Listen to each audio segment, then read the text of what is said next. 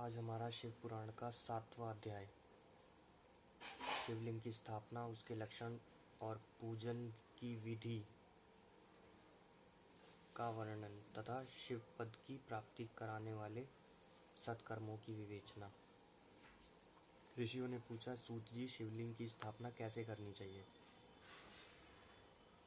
उसका लक्षण क्या है तथा उसकी पूजा कैसे करनी चाहिए? किस देश काल में करनी चाहिए और किस द्रव्य के द्वारा उसका निर्माण होना चाहिए? सूत जी ने कहा, महर्षियों, मैं तुम लोगों के लिए इस विषय का वर्णन करता हूँ। ध्यान देकर सुनो और समझो।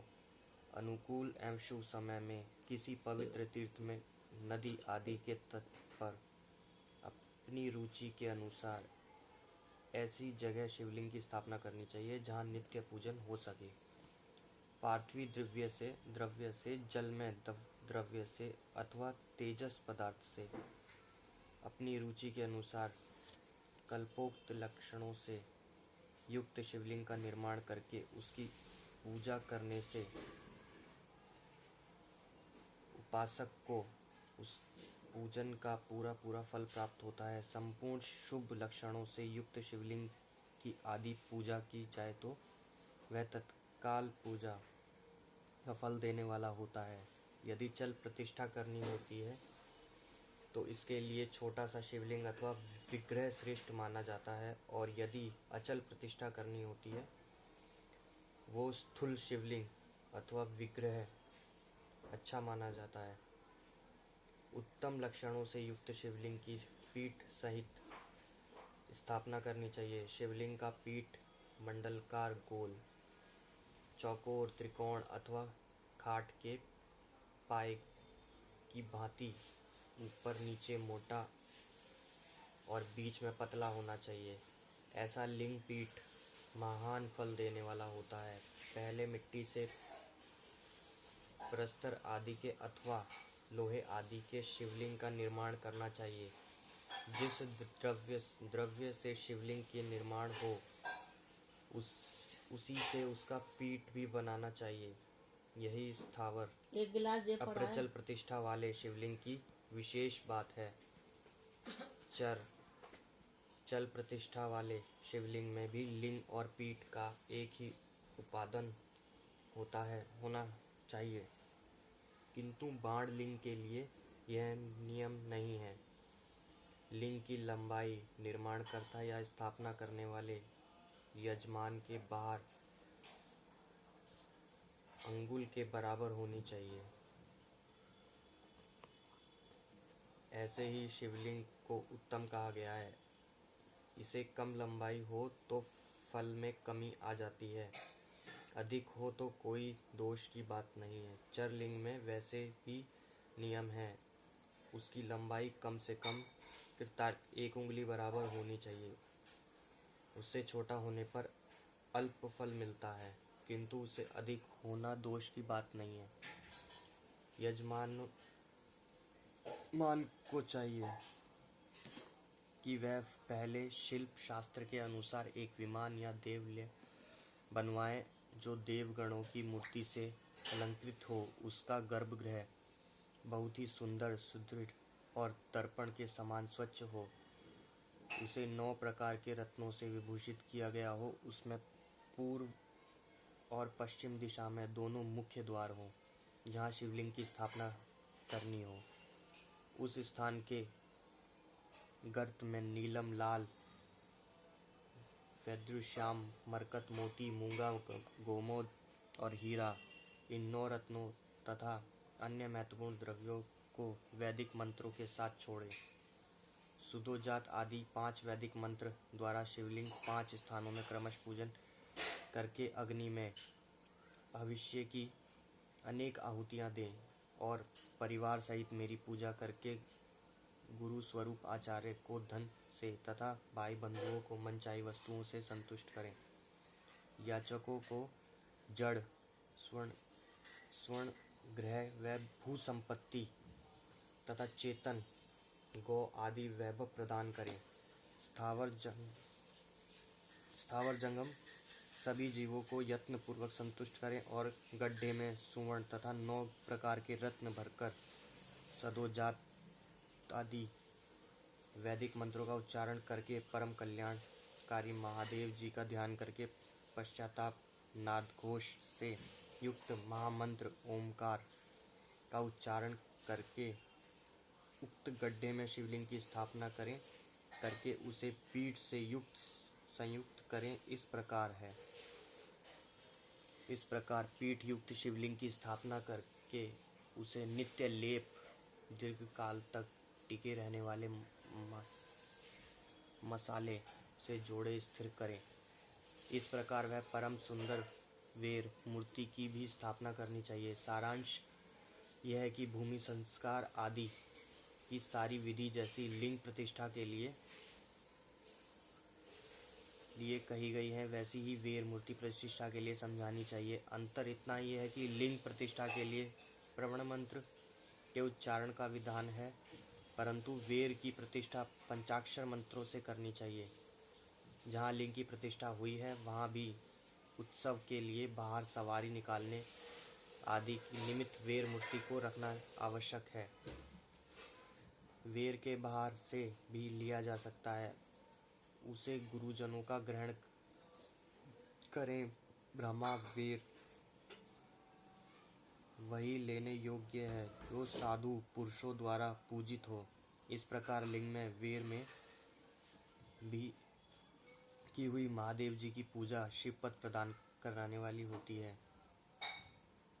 स्थावर और जंगम के भेद से लिंग भी 2 प्रकार का कहा गया है।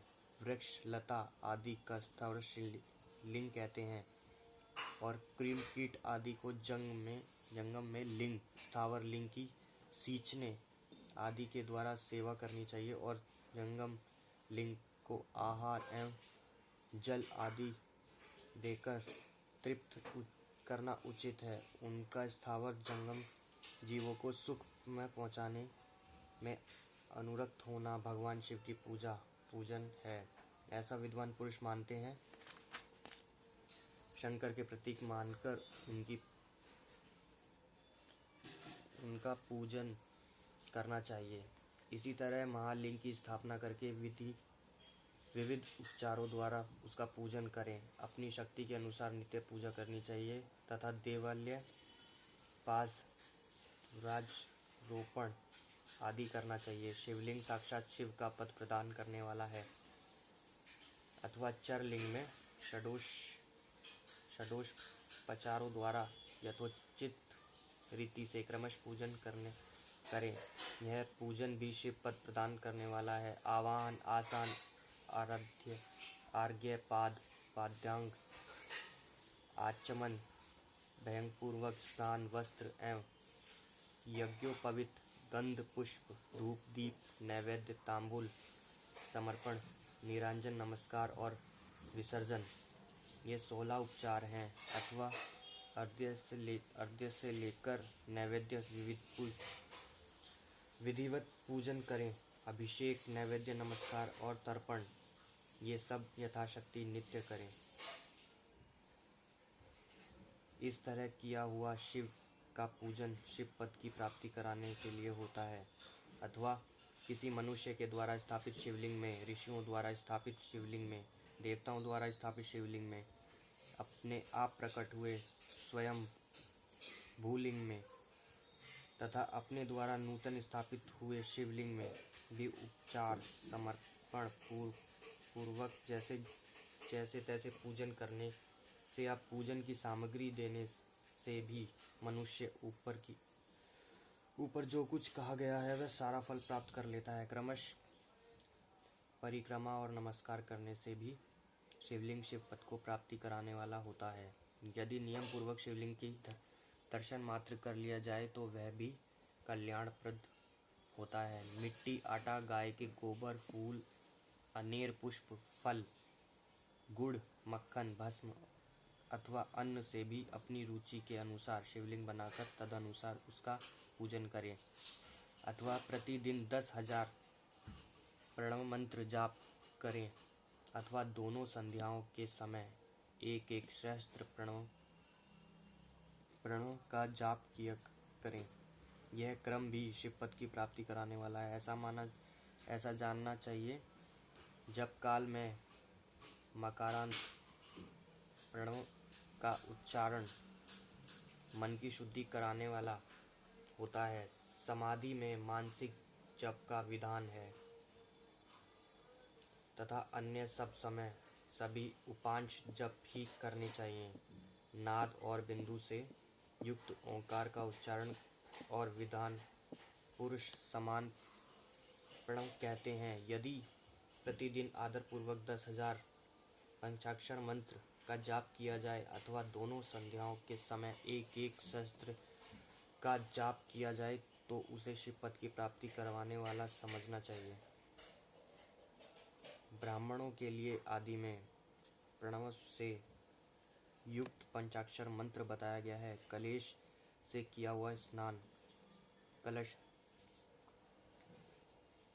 हुआ स्नान मंत्र की दीक्षा मातृकाओं का न्यास सत्य से पवित्र अंतकरण वाला ब्राह्मण तथा ज्ञानी गुरु, इन सबको उत्तम माना गया है। द्विजों के लिए नमः शिवाय का उच्चारण का विधान है। द्विजेत्रों के लिए अंत में नमः पद के प्रयोग की विधि है, अर्थात शिवाय नमः इस मंत्र का उच्चारण करें। स्त्रियों के लिए भी कहीं कहीं विधि पूर्वक नमोत्यन उच्चारण का ही विधान है, अर्थात वे भी शिवाय नमः का जाप करें। कोई ऋषि ब्राह्मण की स्त्रियों के लिए नमः पूर्वक शिवाय के जाप की अनुमति देते हैं, अर्थात वह नमः शिवाय का जाप करें। पंचाक्षर मंत्र 5 करोड़ जाप करें। मनुष्य भगवान सदाशिव के समान हो जाता है।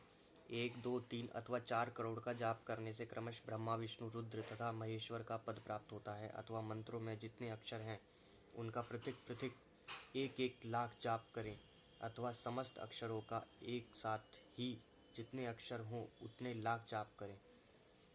इस तरह के जाप को शिवपद की प्राप्ति कराने वाला समझना चाहिए। यदि 1000 दिनों में प्रतिदिन 1 सहस्त्र जाप के क्रम से पंचाक्षर मंत्र का 10 लाख जाप पूरा कर लिया जाए और प्रतिदिन ब्राह्मण भोजन कराया जाए तो उस मंत्रों से अभिष्ट कार्य की सिद्धि होने लगती है। ब्राह्मणों को चाहिए कि वह प्रतिदिन प्रातःकाल 1008 बार गायत्री का जाप करें। ऐसा होने पर गायत्री क्रमश शिव का पद प्रदान कराने वाली होती है। वेद मंत्रों और वैदिक सूतकों का भी नियम पूर्वक जाप करना चाहिए। वेदों का पारायण भी शिवपद की प्राप्ति कराने वाला है। ऐसा जानना चाहिए, अन्याय जो बहुत से मंत्र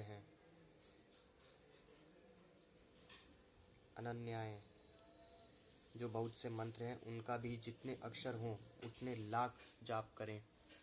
इस प्रकार जो यथाशक्ति जाप करता है वह क्रमश शिवपद मोक्ष प्राप्त कर लेता है। अपनी रुचि के अनुसार किसी एक मंत्र को अपनाकर मृत्यु पर्यंत प्रतिदिन उसका जाप करना चाहिए, अथवा ओम इस मंत्र का प्रतिदिन 1 सहस्त्र जाप करना चाहिए। ऐसा करने पर भगवान शिव की आज्ञा से संपूर्ण मनोरथों की सिद्धि होती है। जो मनुष्य भगवान शिव के लिए फुलवाड़ी या बगीचा आदि लगाता है तथा शिव के सेवा कार्य के लिए मंदिरों में झाड़ने, बुहारने आदि की व्यवस्था करता है, वह इस पुण्य कर्म को करके शिव पद प्राप्त कर लेता है। भगवान शिव के जो काशी आदि क्षेत्र है उनमें भक्ति पूर्वक नित्य निवास करे, वह जड़ चेतन सभी को भोग और मोक्ष देने वाला है। अंत्य विद्वान पुरुष को भी भगवान शिव के क्षेत्र में आमरण निवास करना चाहिए। पुण्य क्षेत्र में स्थित बावड़ी, कुआं और पोखरे आदि को शिव गंगा समझना चाहिए। भगवान शिव का ऐसा ही वचन है जहाँ वहाँ स्नान, दान और जाप करके मनुष्य भगवान शिव पद को प्राप्त कर लेता है। अंत मृत्यु पर्यंत शिव के क्षेत्र का आश्रय लेना चाहिए। जो शिव के क्षेत्र में अपनी किसी मृत्यु संबंधी का देह दशाह, मासिक श्राद्ध, संपिंडीकरण अथवा वार्षिक श्राद्ध करता है अथवा कभी भी शिव के क्षेत्र में अपने पितरों को पिंड देता है, वह तत्काल सब पापों से मुक्त हो जाता है और अंत में शिव पद पाता है अथवा शिव के क्षेत्र में 7, 5, 3 या एक ही रात निवास कर लें। ऐसा करने से क्रमश शिव पद प्राप्ति होती है। लोक में अपने अपने वर्ण के अनुसार सदाचार का पालन करने से भी मनुष्य शिव पद को प्राप्त कर लेता है। वर्णानुकूल आचरण से भी तथा भक्ति भाव से वह अपने सत्कर्म का अतिशय फल पाता है। कामना पूर्वक किए हुए अपने कर्म के अभिष्ट फल को शीघ्र ही पा लेता है। निष्काम भाव से किया हुआ सारा कर्म साक्षात शिव पद की प्राप्ति कराने वाला होता है। दिन के 3 विभाग होते हैं, प्रातः, मध्याह्न और सायं। इन तीनों में क्रमश एक एक प्रकार के क्रम का संपादन किया जाता है। प्रातः काल को शास्त्र विहित नित्य कर्म के अनुष्ठान का समय जानना चाहिए। मध्याह्न काल सकाम कर्म के लिए उपयोगी है तथा सायं काल शांति कर्म के उपयुक्त है, ऐसा जानना चाहिए। इसी प्रकार रात्रि में भी समय का विभाजन किया गया है। रात के 4 पहर में से जो बीच के 2 पहर हैं उन्हें निशिथ काल कहा गया है। विशेषतः उसी काल में हुई भगवान शिव की पूजा अभिष्ट फल को देने वाली होती है। ऐसा जानकर कर्म करने वाला मनुष्य यथोचित फल की भागी होता है। विशेषज्ञ कलयुग में कर्म से ही फल की सिद्धि होती है। अपने अपने अधिकार के अनुसार ऊपर कहे गए किसी भी कर्म के द्वारा शिव आराधना करने वाला पुरुष यदि सदाचारी और वह पाप से डरता है तो वह उन कर्मों का पूरा फल अवश्य प्राप्त कर लेता है। ऋषियों ने कहा, सूत जी, पुण्य क्षेत्र में कौन कौन से हैं जिनका आश्रय लेकर सभी स्त्री पुरुष शिव पद प्राप्त कर लेते हैं, संक्षेप में बताइए। इसके साथ ही हमारा 7वां अध्याय खत्म होता है और इस अध्याय में बीच बीच में हमने कुछ शब्द गलत कहे हैं, तो जो शिव पुराण है गीता प्रेस गोरखपुर, उसमें थोड़े से वर्ड थोड़े मिक्स हैं, इस वजह से शब्द को उच्चारण करने में हमें दिक्कत हुई है। इसी के साथ ही हमारा ये अध्याय समाप्त होता है। अगले अध्याय में हम पढ़ने वाले हैं मोक्षदायक पुण्य क्षेत्रों का वर्णन, काल विशेष में विभिन्न नदियों के जल में स्नान के उत्तम फल का निर्देश तथा तीर्थ में पाप से बचे रहने की चेतावनी। अगला अध्याय तो हमारा 7वां अध्याय यहीं समाप्त होता है। मिलते हैं आपको अगले अध्याय में। हर हर महादेव। ओम नमः शिवाय।